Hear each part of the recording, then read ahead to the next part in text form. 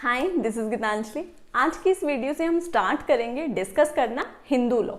अब सबसे पहले हिंदू लॉ के लिए जो चीज़ हमें पता होनी चाहिए, हिंदू लॉ में हिंदू सक्सेशन एक्ट भी आएगा, हिंदू मैरिज एक्ट भी आएगा, Hindu adoption and maintenance act भी आएगा। सबसे पहले हिंदू लॉ के लिए जो हमें ध्यान रखना है वो ये कि हिंदू लॉ लेक्स लॉसी नहीं है, मतलब कि Hindu law law of locality नहीं है। ऐसा नहीं है कि हिंदू लॉ एक किसी लोकेलिटी पे अप्लाई होता है या फिर हिंदू लॉ एक किसी पर्टिकुलर स्टेट पे अप्लाई होता है, ऐसा नहीं है। बल्कि हिंदू लॉ पर्सनल लॉ है जो कि हिंदूज पे पर्सनली अप्लाई होता है। अब चाहे वो हिंदू इस कंट्री में रहता हो या फिर किसी और कंट्री में रहता हो, पर जो भी उसके पर्सनल मैटर्स होंगे वो हिंदू लॉ से ही गवर्न होंगे। अब यहाँ पे क्वेश्चन रेस होता है कि अगर एक हिंदू यहाँ इंडिया को छोड़कर माइग्रेट हो जाता है किसी और कंट्री में, तो क्या उस पर हिंदू लॉ अप्लाई होगा?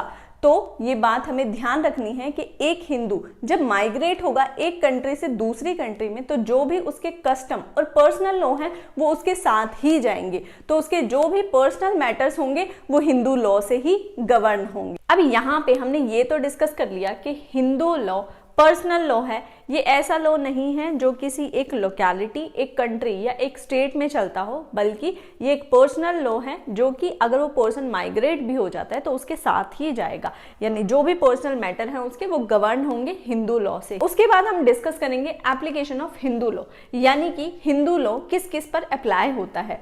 हिंदू लॉ मेनली अप्लाई होता है हिंदूज पे। अब हिंदू कौन है? जो कि हिंदू रिलीजन को फॉलो करते हैं।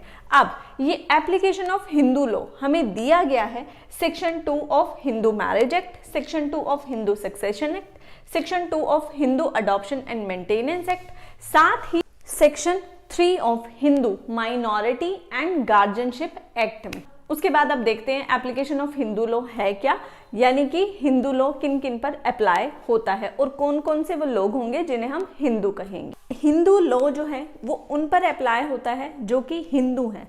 अब क्वेश्चन रेज होता है कि किन्हें हम हिंदू कहेंगे। तो एक ऐसा पर्सन जो हिंदू रिलीजन को प्रोफेस कर रहा है उसे हम कहेंगे हिंदू। अब ये पर्सन बाय बर्थ हिंदू भी हो सकता है और बाय कन्वर्जन हिंदू भी हो सकता है। अब मेनली आते हैं हम section 2 of Hindu succession act पे, जो कि डील करता है एप्लीकेशन ऑफ हिंदू लॉ से, जहां पे ये चीज और अच्छे से क्लियर हो जाए। उसके बाद स्टार्ट करते हैं हिंदू सक्सेशन एक्ट का सेक्शन 2, जो कि डील करता है एप्लीकेशन ऑफ हिंदू लॉ, यानी किन किन लोगों पर हिंदू लॉ अप्लाई हो। अब यहाँ ये सेक्शन 2 सबसेक्शन 1 के क्लोज ए में बात करते हैं कि एक कोई भी पर्सन जो कि हिंदू बाय रिलीजन है उस पे ये एक्ट अप्लाई होगा। अब ये हिंदू बाय रिलीजन में कोई वीराशवा हो, लिंगायत हो या फिर ब्रह्म समाज, आर्य समाज या प्रधाना समाज को फॉलो करता हो, तो उसे भी हम हिंदू बाय रिलीजन ही मानेंगे और इस पर हिंदू लॉ अप्लाई होगा। उसके बाद सेक्शन 2 सबसेक्शन 1 क्लोज बी में बात करते हैं कि एक पर्सन जो कि बुद्धिस्ट, जैन या सिख है उस पे भी हिंदू लॉ अप्लाई होगा। उसके बाद सेक्शन 2 सबसेक्शन 1 क्लोज सी में बात करते हैं कि एक पर्सन जो कि मुस्लिम, क्रिश्चियन, पारसी या ज्यू नहीं है उस पर भी हिंदू लॉ अप्लाई होगा। अब यहाँ पे सेक्शन 2 सबसेक्शन 1 क्लोज सी को समझना जरूरी है। इसे हम समझते हैं कि एग्जाम्पल से। एग्जाम्पल क्या है कि ए एक पर्सन है जिसे कोर्ट में ये प्रूव करना है कि उस पे हिंदू लॉ अप्लाई होता है क्योंकि वो हिंदू लॉ के किसी प्रोविजन का बेनिफिट लेना चाहता है। अब ये पर्सन कोर्ट में या तो प्रूव करे कि हिंदू बाय रिलीजन है, अब ये इसे प्रूव नहीं कर पाता, तो दूसरा ऑप्शन है इस पर्सन के पास ये प्रूव करे कि ये बुद्धिस्ट, जैन या सिख है, अब ये इसे भी प्रूव नहीं कर पाता, तो तीसरा अब इसे प्रूव करना होगा जिसका बर्डन ऑफ प्रूफ पूरा इस पर्सन ए के ऊपर होगा कि वो प्रूव करे कि वो मुस्लिम, क्रिश्चियन, पारसी या ज्यू नहीं है। अब मानिए उसने कोर्ट के सामने प्रूव कर दिया कि वो मुस्लिम, क्रिश्चियन, पारसी या ज्यू नहीं है। तो जब इसने ये बात प्रूव करी कि ये मुस्लिम, क्रिश्चियन, पारसी या ज्यू नहीं है, तो बर्डन ऑफ प्रूफ अब शिफ्ट होता है अपोजिट पार्टी पर, जो कोर्ट में ये बात प्रूव करेगी कि ये जो पर्सन है इस पे हिंदू लॉ अप्लाई नहीं होता। कैसे? ये प्रूव करेगी कि हिंदू लॉ आने से पहले जो कस्टमरी लॉ थे वो इस पर्सन ए पर अप्लाई नहीं होते थे। अब अगर इसने ये बात प्रूव कर दी कि हिंदू लॉ से पहले जो कस्टमरी लॉ थे वो इस ए पर अप्लाई नहीं होते हैं, तो फिर हिंदू लॉ भी इस पर्सन पे अप्लाई नहीं होगा। यही बात की गई है सेक्शन 2 सबसेक्शन 1 क्लोज सी में। इसे पढ़ते हैं बेयर एक्ट से। सेक्शन 2 सबसेक्शन 1 क्लोज सी, यहाँ ये कहते हैं the act applies to any person who is not a Muslim, Christian, Parsi और ज्यू बाय रिलीजन। प्रूव कर दिया उस पर्सन ने, unless it is proved that any such person would not have been governed by Hindu law or by any custom or usage as part of that law in respect of any of the matter dealt with herein if this act had not been passed। कि अगर ये act ना आया होता तो उससे पहले जो कस्टमरी लॉ थे वो इस पर्सन ए पर अप्लाई नहीं होते थे। अब ये बात प्रूव हो गई कि इस एक्ट के आने से पहले जो कस्टमरी लॉ थे वो इस ए पर अप्लाई नहीं होते थे, तो फिर ये हिंदू लॉ भी इस पे अप्लाई नहीं होगा। अब आते हैं सेक्शन 2 की एक्सप्लेनेशन पे। यहाँ ये सेक्शन 2 की एक्सप्लेनेशन में बात करते हैं कि जो भी एक्सप्लेनेशन में पर्सन दिए गए हैं ये हिंदू, बुद्धिस्ट, जैन या सिख बाय रिलीजन माने जाएंगे। कौन कौन से ये पर्सन हैं? ये कहते हैं कि अगर कोई चाइल्ड है, चाहे ये लेजिटिमेट चाइल्ड हो या फिर इलेजिटिमेट चाइल्ड हो, अगर इसके दोनों पेरेंट्स हिंदू, बुद्ध, जैन या सिख हैं तो ये चाइल्ड भी हिंदू ही माना जाएगा। उसके बाद एक्सप्लेनेशन के क्लोज बी में ये कहते हैं कि एक ऐसा चाइल्ड जो चाहे लेजिटिमेट हो या इनलेजिटिमेट हो, उसके दोनों पेरेंट्स में से कोई एक पेरेंट हिंदू, बुद्ध, जैन या सिख को फॉलो करता है और इसका ब्रॉट अप भी हिंदू, बुद्ध, जैन या सिख के कस्टम्स और रिलीजन्स के अकॉर्डिंग ही हुआ है, तो ये चाइल्ड भी हिंदू, बुद्ध, जैन या सिख ही माना जाएगा।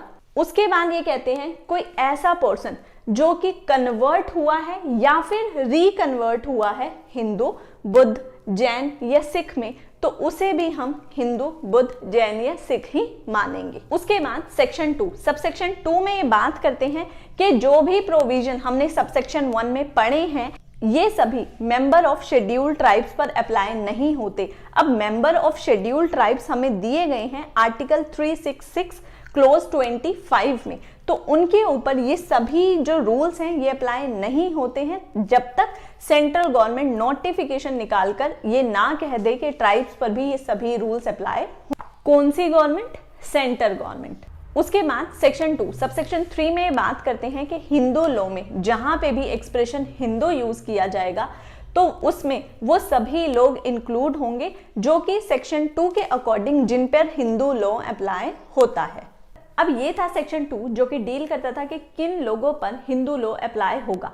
इससे पहले हमने डिस्कस किया था कि हिंदू दो तरीके से हो सकता है, बाय बर्थ और बाय कन्वर्जन। बाय बर्थ तो आ जाएगा कि वो हिंदू है बाय रिलीजन या फिर बुद्ध, जैन या सिख है बाय रिलीजन। और अगर कोई चाइल्ड है और उसके दोनों पेरेंट्स अगर हिंदू, बुद्ध, जैन या सिख हैं तो वो हिंदू बाय रिलीजन माना जाएगा। या फिर कोई चाइल्ड है जिसके दोनों में से कोई एक पेरेंट हिंदू, बुद्ध, जैन या सिख हैं और उसका ब्रॉटअप भी हिंदू, बुद्ध, जैन या सिख के रिलीजन और कस्टम्स के अकॉर्डिंग हुआ है तो उसे भी हम हिंदू बाय रिलीजन माने। और दूसरा था हमारा हिंदू बाय कन्वर्जन, जिसमें था कि अगर एक पर्सन कन्वर्ट या रिकन्वर्ट करता है हिंदू, बुद्ध, जैन या सिखिज्म तो उसे भी हम हिंदू मानेंगे, पर ये हिंदू होगा बाय कन्वर्जन। अब जो हिंदू बाय कन्वर्जन है इसके लिए एक इंपॉर्टेंट केस लॉ है जो कि हमें समझना जरूरी है, जो कि है Mohandas versus Devaswom board 1975 Karnataka high court.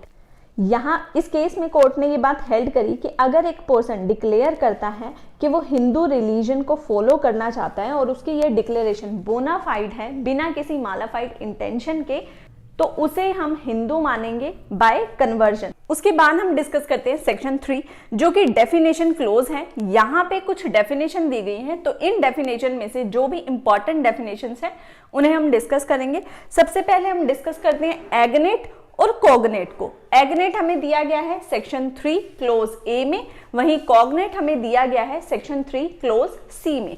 एग्नेट के लिए ये कहते हैं एक पर्सन एग्नेट दूसरे का तभी कहा जाए जब वो दोनों एक दूसरे से ब्लड या अडॉप्शन से रिलेटेड हो थ्रू मेल्स। सेम इसी तरह से एक पर्सन दूसरे का कोग्नेट तभी माना जाएगा जब वो ब्लड से या फिर अडॉप्शन से रिलेटेड हो but not wholly through males. यहाँ एग्नेट में क्या है, एक दूसरे से रिलेटेड है, होली थ्रू मेल्स। यहाँ कोग्नेट में क्या है, एक दूसरे से रिलेटेड है, नॉट होली थ्रू मेल्स। अब यहाँ इसे हम समझते हैं फ्लो चार्ट से। फ्लो चार्ट में क्या है, ए एक पर्सन है, एस डोनेट करता है सन को, डी डोनेट करती है डॉटर को, एफ फादर, एम मदर।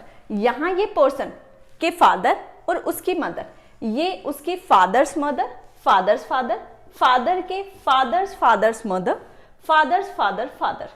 यहाँ इस पर्सन की ये मदर, मदर पे मदर्स फादर। यहाँ ये पर्सन, इसका सन, इसकी डॉटर, सन का सन्स सन और सन्स डॉटर।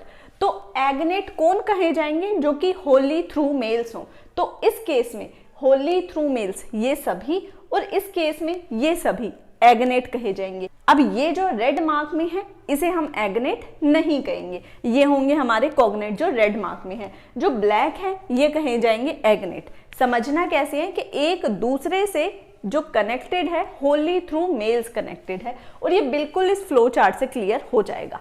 दूसरा आते हैं हम कोग्नेट पे। यहाँ ये कहते हैं कि एक पर्सन दूसरे से ब्लड या अडॉप्शन से रिलेटेड है but not wholly through males. तो ये पर्सन है, इसकी हो गई ये mother, mother's mother, mother's father, mother's mother father, mother's father father. ये पर्सन ए, ये इसकी daughter, daughter's daughter, daughter son and so on. इधर इसका son, son's son, son's daughter. यहाँ पे एक पर्सन दूसरे से कनेक्टेड है but not wholly through male. तो यहाँ पे आ जाते हैं हम फीमेल्स पे। ये ए हुआ, ये इसकी मदर फीमेल, तो इसके ऊपर के जो होंगे वो कोग्नेट कहे जाएंगे। ये पर्सन इसकी डॉटर, और डॉटर से नीचे जो जाएंगे इसे हम कहेंगे कोग्नेट। अब यहाँ जो रेड मार्क में है ये कोग्नेट नहीं है। अब यहाँ ए से जो ऊपर है इसे हम कहेंगे एग्नेट इन असेंडिंग, और ए से जो नीचे है इसे हम कहेंगे एग्नेट इन डिसेंडिंग। सेम इसी तरह से कोग्नेट में यहाँ से जो ऊपर है कोग्नेट इन असेंडिंग, और यहाँ से जो नीचे है कोग्नेट इन डिसेंडिंग।